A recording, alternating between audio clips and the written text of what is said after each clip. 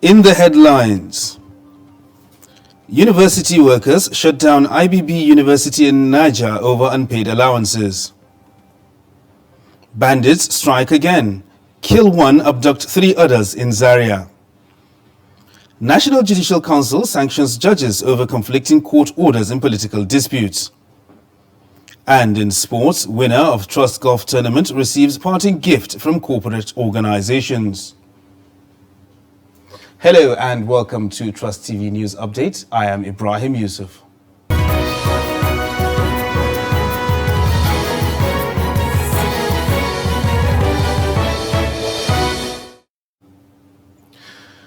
The Academic Staff Union of Universities and Non-Academic Staff Union of Universities, National Academics Association of Technologies and the Senior Staff Association of Nigerian Universities, under the umbrella of the Joint Action Committee, on Thursday, padlocked the 2 entry gates of Ibrahim Badamasi Babangida University, Lapai, Niger State, over unpaid allowances due to the 4 unions by the university management.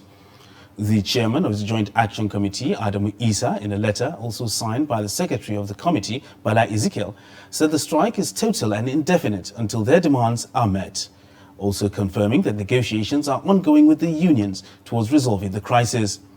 Meanwhile, students of the university who are currently writing their 2020 and 2021 first semester examinations were not allowed into the university as the 2 gates were locked by the union. While students living off campus were stopped from entering the campus for their examinations, those in the hostels were forced to vacate. Bandits have again killed one Habibu of Sayan Lemu in Dus and Abba local government, in Zaria local government area in Kaduna State. Also kidnapped 3 of his children. Reports say the bandits arrived at his house on Wednesday and shot him dead before abducting 3 of his children. Sayan Lemu is a village close to Nuhu Bamali Polytechnic, Zaria, and is also about 5 kilometers from where the bandits blocked the Kaduna-Zaria Expressway on Monday.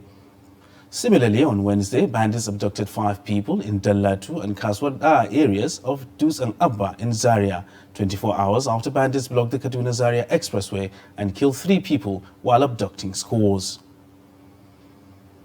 Meanwhile, the House of Representatives has urged the Inspector General of Police, Usman Baba Al-Kali, to thoroughly investigate the disappearance of 5 consultant engineers known as Nilan 5, abducted in Ebonyi State.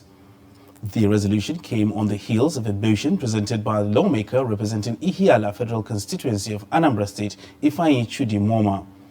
Moma, while presenting the motion, recalls that on Wednesday, November 3, 2021, 5 engineers from Nilan Consultants, an engineering firm who was supervising the Abakaliki Ring Road project, were abducted at Onu village in Ohuaku local government area of Ebonyi State. Addressing a press conference after plenary with the abductees' kinsmen from Anambra, Moma appealed to the authorities to ensure that justice was served to the matter and to clear all doubts. Of government. Our brother, Mr. Nelson Onyeneme, who hails from Ihiala and who is the lead consultant of Nilan Consultancy, along with 5 other engineers, were abducted on the project site in Ohuku local government area of Ebonyi State. They got the contract of an award of the sum of $150 million, a contract award given to the Nilan Consulting, thank you, given to Nilan Consulting by the African Development Bank. The right of life of our brother is very, very paramount. His liberty is very, very paramount. And we are very concerned that he should either, the people concerned, in fact, to be very precise, the Ebonyi State government should either produce him to us alive, or if anything has happened to him, then let us even at least see the corpse so that we know how to give him a decent burial. Well, we handled the ADB project, the Ring Road project in Ebonyi. So on November 3, in one of our routine inspections and site visits to Ebonyi, Engineer Onyeme and 4 of his colleagues were abducted. And since that time, we've not heard any inkling of what has happened to them. And sadly, from events unfolding, we believe that the Ebonyi State government, because of the undue interference they've had on this project right from inception, we believe that there are still so many unanswered questions. Resource Center for Human Rights and Civic Education has called on the President Muhammadu Buhari's administration to rise up to its responsibilities and address the sufferings of Nigerians. The executive director of the center, Ibrahim Zikirullahi, stated this during a press conference on the State of the Nation in Abuja. They explained that Nigerians are finding it difficult to survive as insecurity, harsh economic situations and poor implementation of laws is a challenge. Zikirullahi said the civic space is not left out in condemning attacks on journalists and activists who speak against the current state of the nation. It is most disappointing. Like never before, Nigeria's territorial integrity and its internal security have been severely compromised by relentless groups of terrorists. In recent times, the state of the Nigerian economy has been a source of utmost concern for citizens. The inflation rate has gone beyond control, leading to the astronomical rise in the cost of living. Attacks and threats against journalists and human rights activists have intensified all through the year. Even in cases where the state is not directly carrying out the attacks against citizens, activists and journalists, there is now an emerging trend of mobilizing thugs and street urchins to inflict harm on those who insist on invoking their right to demand accountability from the government. President Muhammadu Buhari must rise to the occasion by assenting to the Electoral Act amendment, which the National Assembly has passed and transmitted to him. Government of the People's Republic of China has offered to send a high-level delegation of criminal investigation experts to meet with Nigerian security agencies. Chinese ambassador to Nigeria, Kui Jiangchun, disclosed this in Abuja while speaking to journalists on the sidelines of the October 1 China-Nigeria Friendship Award to students of the Ahmadu Bello University Zaria. Kui said the move by China is part of its support to tackle the insecurity bedeviling Nigeria, disclosing that the security experts are expected to arrive in Nigeria soon. Chinese president, the Chinese central government really is concerned about the situation in Nigeria. Not only the Nigerian people, Nigerian government, and also concerned about the situation, the Chinese national in Nigeria. So we are working hard, how can we get support from China? So I know the situation here in Nigeria really is very, very critical. Not about image, not about reputation. I think that really concerns every Nigerian. And I do believe this is not issue, it's not only the Nigerian people and the government, and also we need international support. So we think that how can we get reliable, qualified, and also the responsible partner from the international community. And also I report to Beijing that we have to do something for Nigeria. So now the government, the central government made a decision to set a high-level delegation, especially for the criminal investigation expert. They have real experience. This time they come to Nigeria and try to talk to the people, talk to the government, how can they find a way, work together to overcome the challenge that we are facing. It's the first day 4 people will arrive this Saturday, and I believe that is a good start.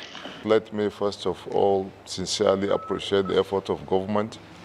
When we began to see signs of insecurity around the campus, we made a special trip to the Inspector General of Police, to other government agencies, security agencies, and I'm happy to say that the response was quite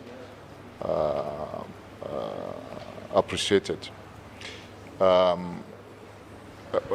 are things that I may not mention publicly, but just to say that the response was very, very good. The Inspector General of Police, for instance, sent a lot of reinforcement around the campus and even equipment and men.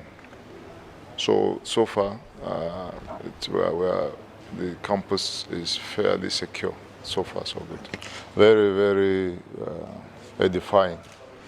You know, when students excel, there is need to recognize that excellence. And this is one of those gestures by the Chinese government through the Chinese embassy. Now, efforts by both chambers of the National Assembly to pass the 16.39 trillion naira budget this week suffered a setback as the financial requirements from the Independent National Electoral Commission for the 2023 general election is yet to be presented and captured.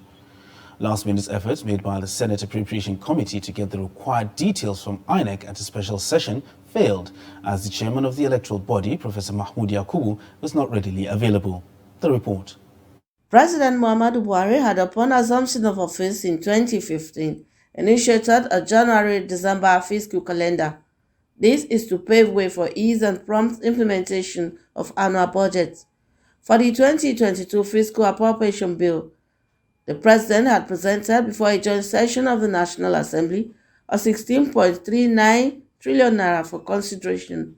We had a very robust and frank interaction with INEC and National Population Commission. It's in respect of the complaints we've had from different quarters about the inefficiency of funds that have been provided for them in the 2022 appropriation bill. And because of the stance of the Senate of the Federal Republic of Nigeria, that these two institutions need to be properly catered for in terms of their funding. We all know the importance of election in this country, and indeed the entire world. It is the foundation of every democracy. To tell you that whether it's going to be passed this week or not, but we are still working on it. You can make your calculations, all right? But I don't have the authority. The Senate President will be the one to tell you so. I'm not the one to tell you that. So,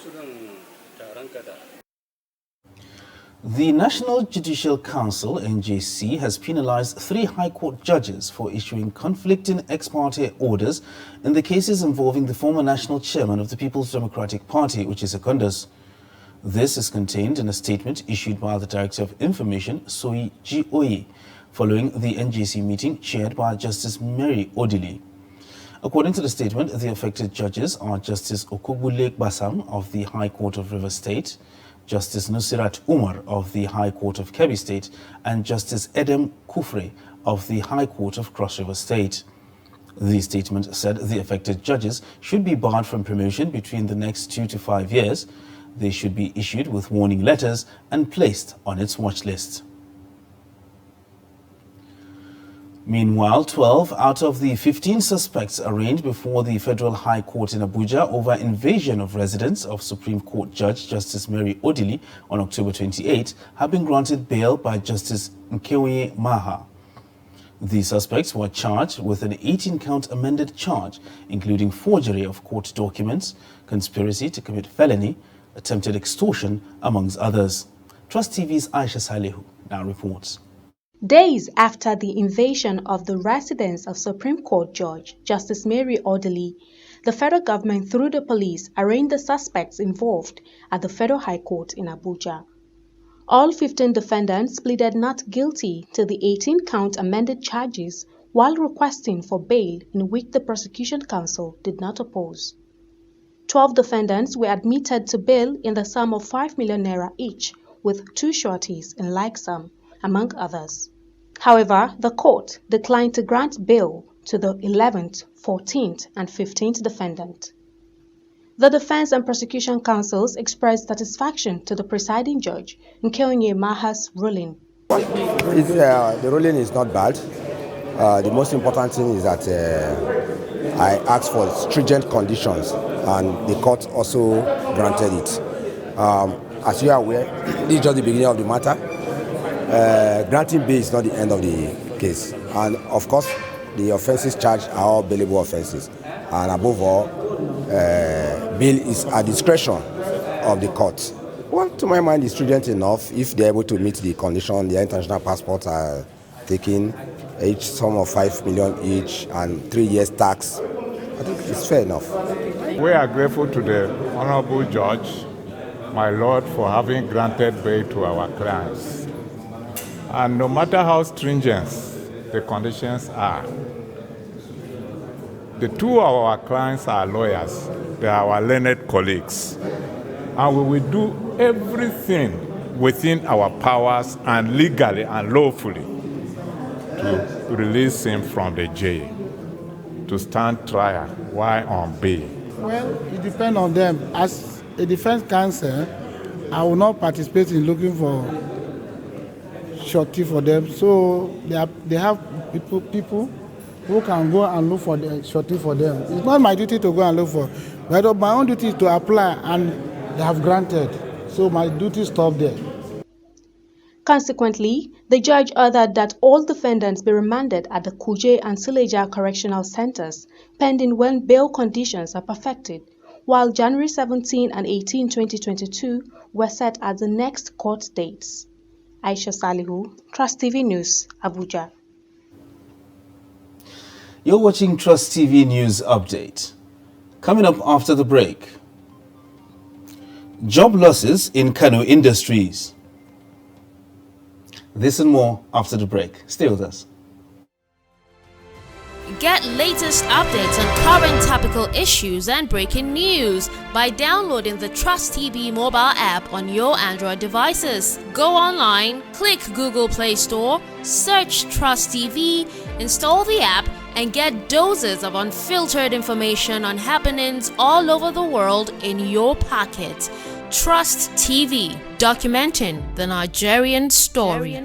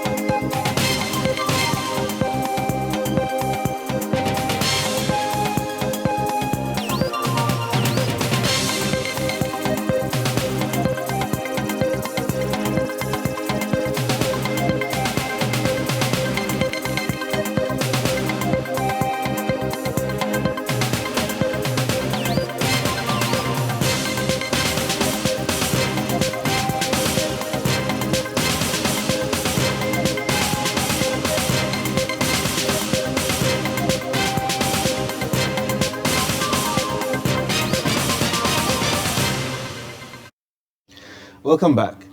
If you're just tuning in, you're still watching Trust TV News Update. Let's take a look at some of our top stories. University workers shut down IBB University Lapai, Niger State over unpaid allowances due to the 4 unions by the university management. And bandits have again killed one Habibu of Sayan Lemu in Duz and Abba of Zaria local government area in Kaduna and also kidnapped 3 of his children. And moving on to other stories now, Nasarawa State government is set to establish a Lassa fever testing center as the disease hit the state and claimed the lives of 2 consultant gynecologists, a woman and a baby.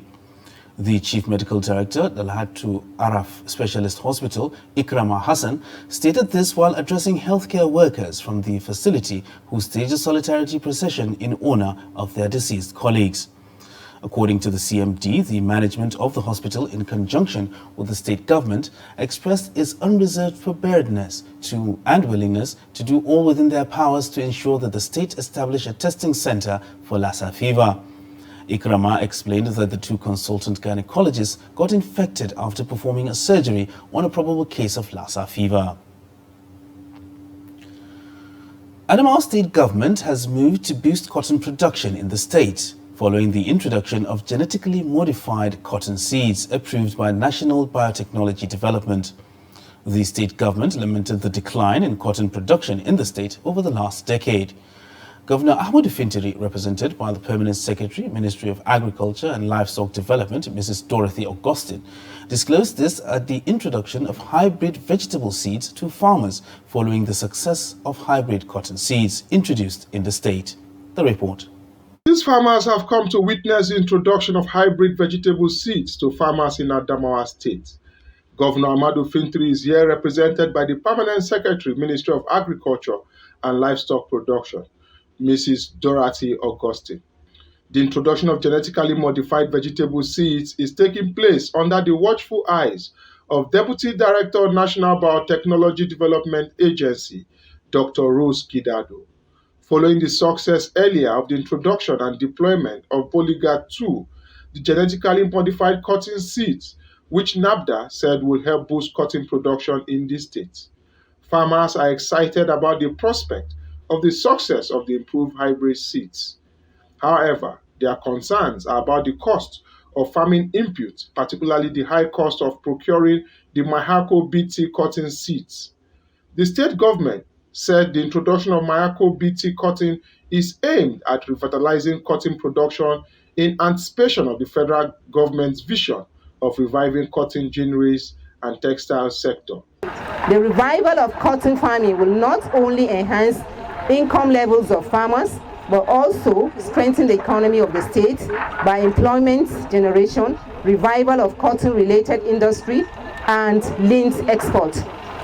Biotechnology is giving us a second chance to revive moribund textile industries, and this revival will be incomplete if we fail to get the extension aspects of it.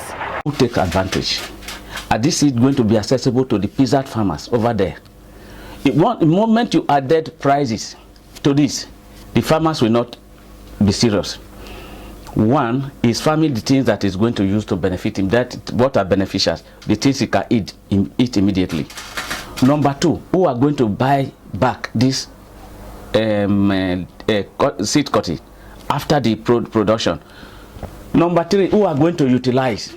Are we now going to, who are the ginneries? Are we now going to gin and export, or we are going to gin to process?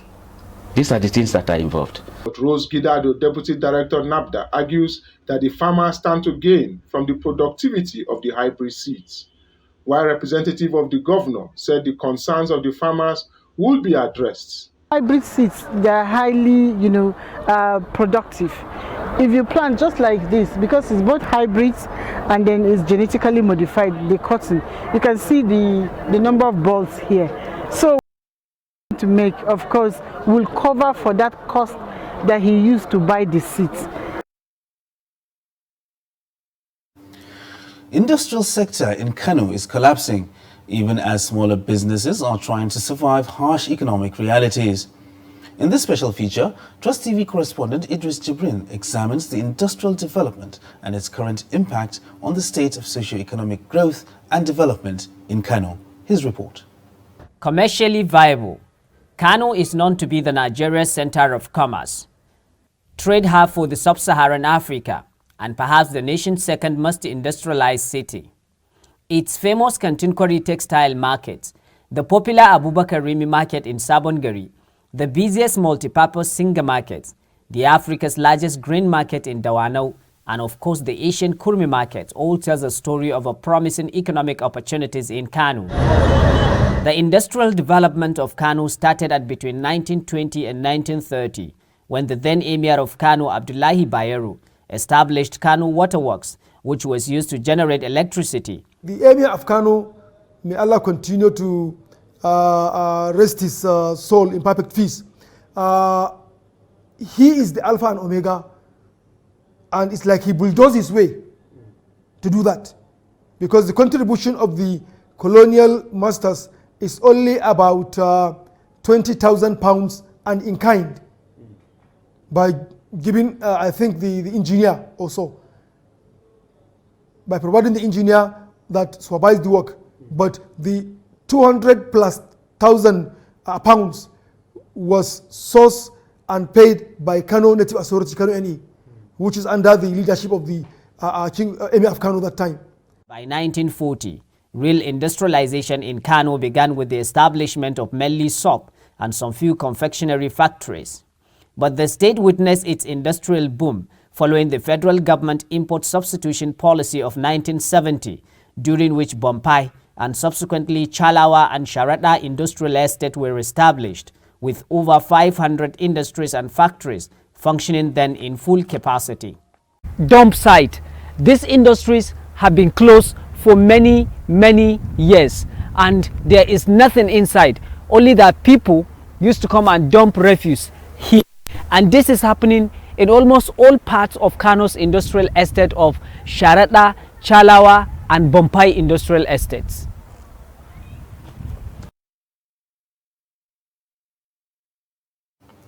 And on to foreign news. Tens of thousands of people have been evacuated from their homes in the Philippines as one of the world's strongest storms of the year made landfall in mid-eastern parts of the island nation.